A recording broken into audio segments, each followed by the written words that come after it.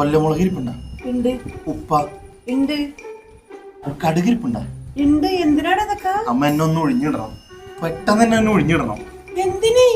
അമ്മ എനിക്ക് ഇന്നലെ മുതൽ ചുമ, നെഞ്ചുവേദന, കാലുവേദന, കൈവേദന, നടുവേദന ഒക്കെ ഉണ്ട്.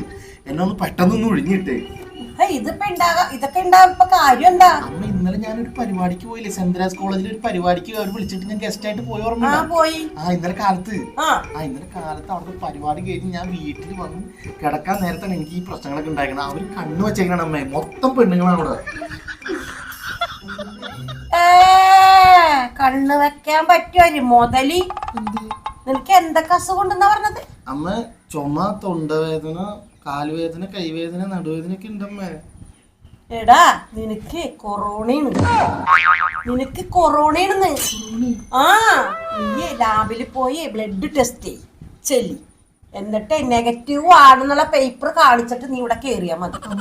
നിനക്ക് ഒരു പായ മോളിൽ തന്നേക്കാം, നീ അവിടെ പോയി കിടക്കിട്ടാ ചെല്ലി. കൊറോണ ആണെന്നാ, കൊറോണക്കാർക്കാണ് ഇങ്ങനത്തെ ലക്ഷണങ്ങൾ ഉണ്ടാവണത്, മനസ്സിലായ? പിന്നെ കണ്ണ് വെച്ചത് എന്റെ അരിയും ഉപ്പും മുളകും ഒക്കെ കളയാനുള്ള ഒരു ഐഡിയ. ഓടാ വേഗം പോയി ഡോക്ടറിന്റെ അടുത്ത് പോകെ, അല്ലെങ്കിൽ ലാബിൽ പോയി ബ്ലഡ് ടെസ്റ്റ് ചെയ്തുകൊണ്ട് വാ ചെല്ലി. എന്നിട്ട് ഇതിന്റെ അകത്തോട്ട് കയറിയാൽ മതി, അല്ലെങ്കിൽ ബാക്കിയുള്ളവർക്കൊക്കെ പകരും.